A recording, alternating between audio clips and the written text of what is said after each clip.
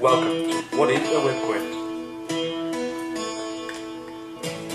Hi, my name is John, and I'll be going through with you what makes a web quest.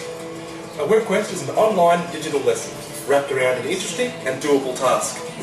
To ensure that your audience is captured and intrigued straight away, web quests are very interactive and furthermore puts the user in a unique position that requires them to be actively involved in their assigned task. For example, giving your user the persona of a detective responsible for uncovering the truth about something. This adds personal intrigue and makes the user feel in control, hence motivating them to use a variety of digital resources at their disposal for their research. A real web quest requires high-level thinking, not simply summarising. This involves synthesis, analysis, problem-solving, creativity and personal judgment. It will make good use of the web, as a web quest that isn't based on real resources from the web is really just a traditional lesson in disguise. Granted, one could definitely utilise a range of books and tangible resources if they wish, but solely the web should be the main means of research. A web quest should be thoroughly interactive and involve high-level thinking skills. It should challenge the user, not simply clicking on this page, playing this game, filling out this word find, etc. So you're probably wondering, what needs to be involved in a web quest? Well, I'm glad you asked. Adrian?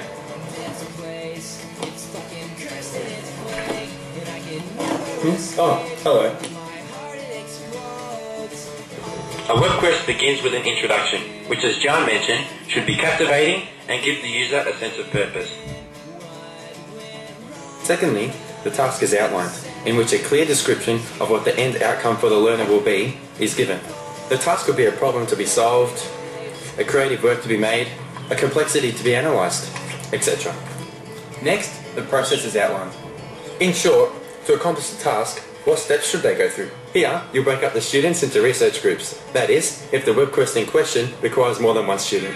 It's important to be very clear and precise in your procedure list. And it's a good idea to include numerous links to helpful websites to assist the user. Often, guidance is offered in terms of how to present the collected information, for example, through a chart, concept map, etc.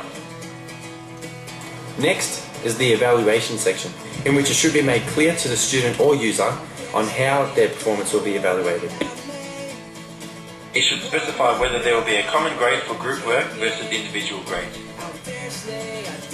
Next is the conclusion, a final summary of what should have been learnt and accomplished. Sometimes, some additional website links and activities could be accessed here to increase and further the student's knowledge if they wish.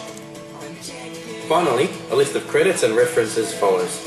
A page which credits any external sources that were a part of the web quest. That, in short, is what should be included in a web quest. John? Oh, hello. To finalise, a web quest can be made with a variety of programs. Usually, however, programs like FrontPage or utilising HTML, which are the more common means. Anyone can publish their own web quest on free-ranging websites such as freewebs.com or tripod.com. And that, in short, is a web quest. Thanks for listening.